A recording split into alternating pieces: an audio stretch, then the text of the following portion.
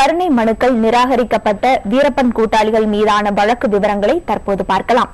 1991ஆம் ஆண்டு கர்நாடக பகுதியில் உள்ள காவல் நிலையத்தை வீரப்பன் கூட்டாளிகள் தாக்கியதில் 4 பேர் உயிரிழந்தனர்.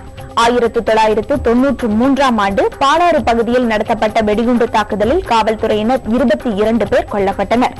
இந்த இரு வழக்குகளில் தொடர்புடையதாக 100க்கும் அதிகமானோரை கர்நாடக காவல்துறையினர் கைது செய்தது. இதில் பிளவேந்திரன், ஞானப்பிரகாசம், சைமன், மீசை மாதையன் ஆகிய 4 பேருக்கும் மைசூர் தடா நீதிமன்றம் ஆயுள் தண்டனை விதித்தது. இந்த வழக்கு உச்சநீதிமன்றத்தில் விசாரணைக்கு வந்தபோது வீரப்பன் கூட்டாளிகளுக்கு ஆயுள் தண்டனை விதித்தது குறைவானது என நீதிபதிகள் தெரிவித்தனர். மேலும் பிளவேந்திரன், ஞானப்பிரகாசம், சைமன், மீசை மாதையன் ஆகிய 4 பேருக்கும் கடந்த 2004ஆம் ஆண்டு மரண தண்டனை விதித்து உச்சநீதிமன்றம் உத்தரவிட்டது.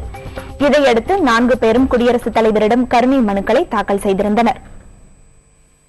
கருணை மனு நிராகரிக்கப்பட்டுள்ள வீரப்பன் கூட்டாளிகளின் மரண தண்டனையை நிறுத்தி வைக்குமாறு சர்வதேச மன்னிப்பு சபை வேண்டுகோள் விடுத்திருக்கிறது.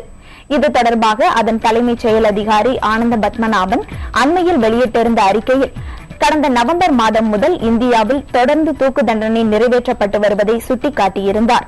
இதே போக்கு நீடிப்பது வேதனையான ஒன்று என்றும் அவர் தெரிவித்தார்.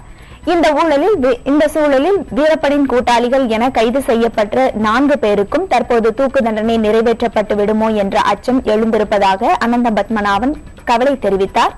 4 பேரின் தூக்கு தண்டனையை குறைக்க மாநில அரசு நடவடிக்கை எடுக்க வேண்டும் என்றும் ஆனந்த பத்மநாபன் தமது அறிக்கையில் கேட்டுக் கொண்டிருந்தார்.